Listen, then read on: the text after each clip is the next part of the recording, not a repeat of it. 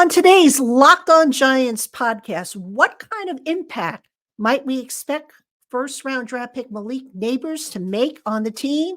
I'll have that and much more coming your way next.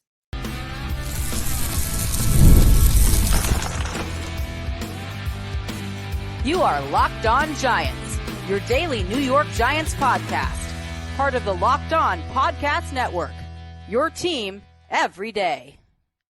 Today's episode of the Locked On Giants podcast is brought to you by FanDuel. Make every moment more. Right now, new customers get $150 in bonus bets with any winning $5 bet. Visit FanDuel.com/LockedOn today to get started. Hello, New York Giant fans, and welcome to another edition of the Locked On Giants podcast, part of the Locked On Podcast family, your team every day. I'm your host, Patricia Traina, credentialed member of the New York Giants media for Locked On, as well as for Giants on SI. You can find the written work over at si.com/NFL/Giants. And a special welcome, as always, to my Blue Crew community members, to my everydayers, to my newcomers, and everybody in between. Thank you so much for spending part of your day with us here on the Locked On Giants podcast. And please, if you're watching on YouTube, don't forget to subscribe to the channel. Click that little notification bell for new alerts on videos that I post. And if you wouldn't mind, like the video. It all helps us grow. And I'm trying to catch up to the Dallas Cowboys podcast, the Locked On Cowboys podcast. Right now, they're over 10,000 subscribers. I'm getting close, but I really need your help. So if you like the podcast, please consider subscribing. It would mean so much. And on today's Locked On Giants podcast, we're going to take a look at the potential impact Malik Nabers can have on this team. And I'm not just talking about receptions and touchdowns and receiving yards, which, by the way, I'll give you a rough estimate as to what I think they were going to be. But we'll look at some of the other ways in which Malik Nabers can potentially impact this Giants team. Then in segment 2, I've got a bone to pick with PFF. You know, I respect the work that they do, but for the life of me, sometimes I just don't understand some of their rankings. And there was one ranking in particular that they came up with, and that was their evaluation or their ranking, I should say, of all 32 NFL running backs. And they had Devin Singletary ranked near the bottom of the pile, whereas Saquon Barkley was ranked in the top 10. So I'm going to explore that a little bit more, and I'm going to tell you why that ranking is just dead wrong, okay? Then we will wrap things up with my very early pick for a UDFA sleeper. This is a guy that, I got to be honest with you, I saw him at the rookie minicamp. I saw him at the OTA next week. I want to watch him again at the OTA that's open to the media on Thursday. This is a guy that is bringing back some fairly decent memories of another player who was in a similar situation as he was, and a guy that's so far, and I know that, you know, they're in pajamas, as the coaches like to say, but so far, this guy is very intriguing. So I'll reveal who that is in segment 3. All right. Again, welcome on in. Let's get started. All right. Let's talk about Malik Nabers and his potential impact on the Giants offense. Now, we all know about the receiving capabilities of Nabers. It's a guy with speed, a guy who's elusive, a guy with good vision, a guy who can, you know, split coverage. We also, you know, we've seen that on college tape. We saw that. Those of us who were at the OTA last week, we saw him split coverage. This is a guy who potentially could end up with over 100 targets for the Giants. I'm going to say 80 receptions at least, minimum. I'm going to guess 1,050 yards. I do think he'll crack 1,000 yards.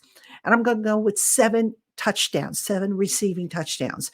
So I'm playing the numbers kind of conservatively because, you know, everybody seems to think that Nabers is going to automatically be the number 1 receiver, which he probably will be, but he will also be the main man. And that's really not how this Giants offense is set up. They are set up to take advantage of matchups. And I think that as the season goes on and Nabers, you know, shows just, you know, everything that he showed in college is transferring over to the pros, I think he's going to draw more and more attention, which is potentially going to open things up for other guys at the receiver position. So right there, that kind of segues into another benefit or another impact that I think Malik Nabers will have on this Giants offense. He will open things up for other guys, not just from drawing double coverage, umbrella coverage, or whatnot, but it'll provide the other guys with one-on-one opportunities. Now, I kind of chuckle a little bit because a lot of people always ask me, what are they going to do with Darius Slayton, who, by the way, showed up for OTA number 4 on Tuesday. So I don't know if that means if that his contract situation has been resolved or Slayton just finally said, you know what, the heck with it, I'm just going to show up. But anyway, that's another story for another time. But everybody's quick to discount Darius Slayton because now the Giants got Malik Nabers. Okay, great. But here's the thing. Slayton has led this team in receiving yards 4 out of the last 5 seasons. He's not all of a sudden going to get kicked to the curb because they brought in Malik Nabers. All right. Slayton can still contribute, about I think he's never contributed less than 700 receiving yards in any given season. There is no reason why he can't do that again. Right? He won't necessarily lead the team, but there's no reason why he can't contribute. And I think, the more receivers you have, you've got, Nabers, you have Slayton, you've got Wan'Dale Robinson. I think Allen Robinson has a good chance of sticking. We'll see if, what Jalen Hyatt's role is going to be. We'll see if Isaiah Hodgins makes it. But, you have different receivers who can give you different options. And I've mentioned before how in the slot, you've got now Allen Robinson, who's a big physical slot receiver, versus Wan'Dale Robinson, who's a little shorter and shiftier. So you've got this mixture of different talents, different receivers, and now you're giving offensive coordinator Mike Kafka or Brian Dable, whoever is going to call the plays. I still think it's going to be Dable. You're giving them more options. So Malik Nabers, again, I do think he's going to draw a lot of attention, kind of like how Odell Beckham Jr. used to draw double coverage a lot of times. And I think, you're going to see a lot of mixing and matching. Now, at the last OTA last week, Dable said something, Dable said that something to the effect that Nabers still has a couple of things he needs to learn position-wise.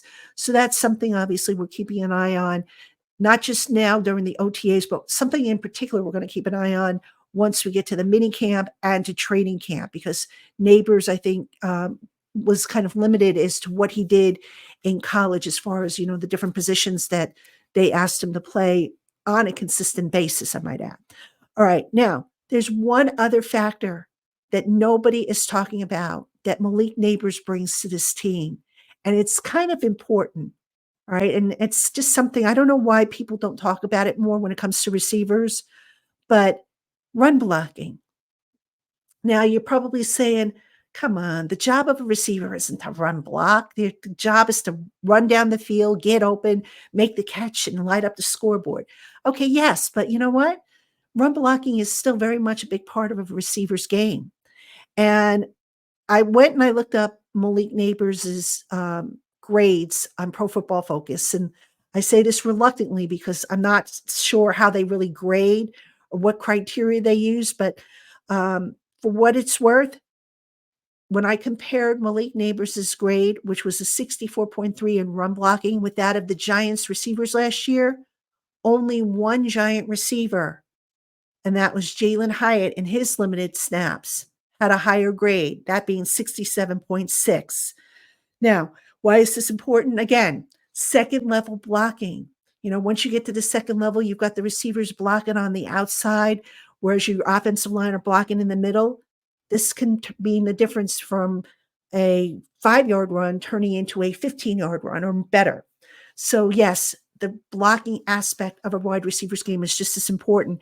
And, just in looking at the run blocking by the Giants receivers last year, again, other than really Jalen Hyatt, it wasn't that good. It was a problem. So one of the subtle things that the Giants did, and Allen Robinson, by the way, is a very good run blocker. So they look to upgrade that in addition to obviously adding more firepower in the passing game. So those are pretty much some of the strengths of Malik Nabers, some of the impacts that he's going to make. On a previous show, I talked about, is he enough to help Daniel Jones. And some of you, chimed in and said nothing can help Daniel Jones. But you know what? I think regardless of who the quarterback is, whether it's Daniel Jones, Drew Lock, Tommy DeVito, Nathan Rourke, or whoever, Malik Nabers can help the receiving game. He's not a big target. He's not like, a 6'5" target or anything like that. I think he stands, I want to say 6 foot, maybe 6'1" and or just a sneeze under 6'1", but he's reliable. He can get open, which, in the past has been a problem with giant receivers, and he can make plays. And that's what's been missing. That plus the physicality of the position has been missing from that receiver group. So in those regards, Malik Nabers is going to make a difference, I think, if he's healthy and if he progresses the way I think everybody expects that he will. All right, coming up next, speaking of Pro Football Focus and grades and rankings, Devin Singletary was ranked 30th amongst 32 NFL starting running backs ahead of training camp. I'm going to tell you why that's a bunch of hooey right after this. Hey, Giant fans, it's winner takes all in the NBA and NHL, and FanDuel is giving you a shot to bring home a big win of your own. If you're like me and you're liking the New York Rangers' odds of winning the Stanley Cup, you'll want to be part of the action. Right now, when you sign up for an account with FanDuel, you will get $150 in bonus bets with any winning $5 bet. That's $150 to bet on spreads, money lines, player props, and more. Visit FanDuel.com/lockedon today and make every playoff shot count. FanDuel, America's #1 sportsbook.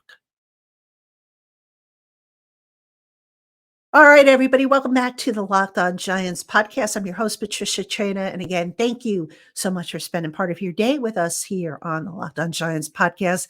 Coming up this week, OTA number 5. I lose track of the numbers after a while. It's number 5 because on Tuesday was number 4. They're off Wednesday, so it's going to be number 5. The media will be in the building. I will be in the building, God willing. And then, of course, I will have for you a complete rundown, all the takeaways, observations, what was said during the media sessions, all that good stuff. That'll probably be, no, not probably, that will be my Friday show. But I will try and get it out to you early as possible on Thursday once I get all the written stuff done and just sort through and, unpack everything that happens. So it was a lot that goes on. So we're also going to hear from the offensive assistant coaches. Assistant general manager Brandon Brown is going to speak. So there's a lot on tap for Thursday. And I will, like I said, I'll unpack everything as best as I can between here and obviously over on Giants on SI, and just kind of bring you everything you need to know. So that is the plan. And then also coming up on the Locked On Giants podcast, probably next week it's going to happen. I'm going to have a guest from Pro Football Focus. We're going to talk expectations. We're going to talk grades. Maybe they can help me understand how they do these grades that they have, and just, everything Giants as always. And speaking of Pro Football Focus, they have been ranking different position groups the last few days. And one position group that kind of caught my eye, the ranking that caught my eye, was the running back group. Now, they had Saquon Barkley, who is now with the Eagles, ranked 6th out of the 32 starting running backs, projected starting running backs. They put Devin Singletary, the New York Giants projected starting running back, at 30th. And I saw that and I was like, wait a minute. Why is he ranked so low? And you know what? I don't know why he's ranked so low. I don't think I buy what, they're ranking. I mean, I think they had him ahead of, I know the Raiders running back, and I forget who the other one they had him ahead of. But let's look at the raw numbers. All right. Now I'm just going off of 2023 here. So Devin Singletary last year, 4.1 yards per attempt. Saquon Barkley, 3.9. Yards after contact, Singletary 2.88, Saquon 2.91. So Saquon a little bit better there.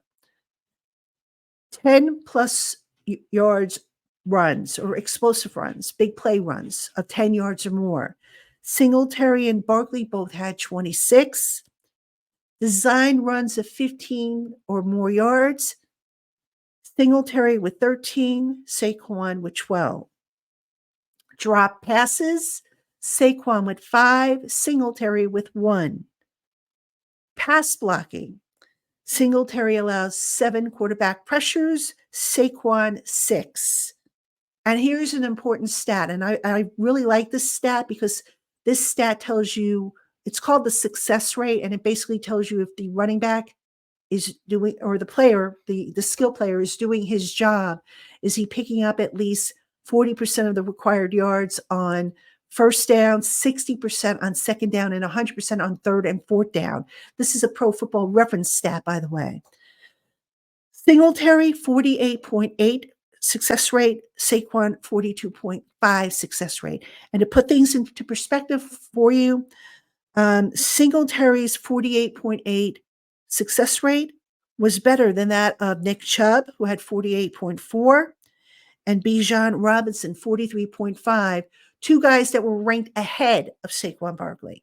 Now, before anybody says anything, I am not necessarily saying that Devin Singletary is a better player than Saquon Barkley. I think he's a different type of player. But to suggest that he's down at the bottom of the barrel, I just don't think that's correct. I just don't think that's a fair ranking. And I still don't understand, how that came about. And unfortunately, when I do my guest spot, or I have my guest from Pro Football Focus later this week, it's not going to be the author of that particular article. Otherwise, I would ask him that. But look, here's the thing. The Giants have been gravitating towards more of a committee approach. I've said this before, that Singletary is going to lead the committee. Saquon, on the other hand, probably with Philadelphia, he's going to be the bell cow. And I kind of like the fact that the Giants are going to a committee approach because it takes some of the onus off of one guy. It makes you less dependent on one guy. I mean, we all talked about when Saquon got hurt, how the running game struggled and it just wasn't quite the same, wasn't quite as potent. That should not be the case now that they have gone to more of a committee approach. I do think that Singletary is going to lead the committee. He's going to probably get the most carries, but it's not going to be a gross amount like what Saquon is probably going to have in Philadelphia. The other benefit, obviously, it helps keep guys fresh. So if you are in the thick of the playoff hunt come December and you have a running back who has close to 300 carries, he might be a little bit more worn out than, say, the running back that has close to 200 carries.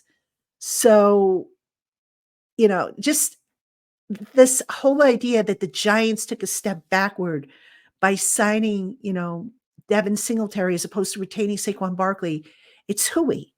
And oh, by the way, they didn't have to spend an arm and a leg for Singletary like the Eagles did for Saquon Barkley, who also has a little bit more of an injury history than Singletary. So, obviously we'll see how it all shakes out by the end of the year. We'll see, who's the more successful runner, who's the more productive runner. It's really not a contest per se between Saquon and Singletary, but this whole idea to suggest that the Giants are in dire straits because, they didn't re-sign Saquon and they went for a guy that, who, by the way, has led his team in rushing every team that he's been on in the NFL, just doesn't make sense.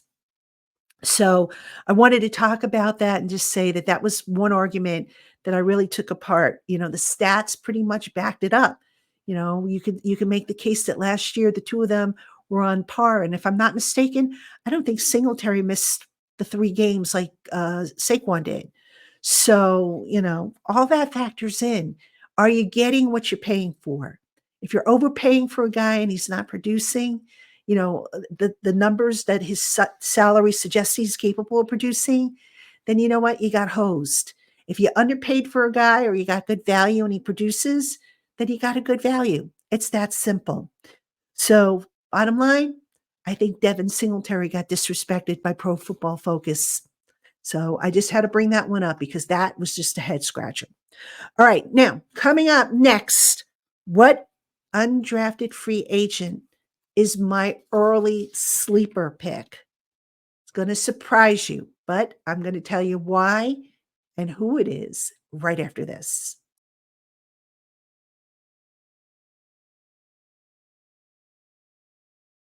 All right, everybody, welcome back to Locked On Giants podcast. I'm your host, Patricia Traina.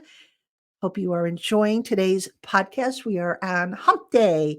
Happy Hump Day to everybody. Short week after the holiday, and we are almost officially into summer, although summer kind of has started given the weather. So getting excited because that means training camp is not all that far away. But anyway, in this segment, who amongst the undrafted free agents, the undrafted rookie free agents, is my very early pick as a sleeper? And I don't necessarily mean as a, statistical, giant, pardon the pun, but a guy who I think has a good chance right now. And I know, that they're not in pads and they need to be in pads in order to make this statement. But right now, based on kind of the setup of the roster, kind of, what I've seen so far in the rookie minicamp as well as the OTA, who is the guy that right now I think has a good chance of making this roster and who is an undrafted free agent? And folks, I'm going to go with defensive lineman Elijah Chapman. Now, I'll tell you something funny about Elijah Chapman. As I was putting together my notes for the show, I said, I wrote down, he's capable of playing a little bit of fullback and that he's too small really to be an interior defensive lineman. He's only 6 foot, 278 pounds. So that's kind of small for defensive linemen in the NFL standards.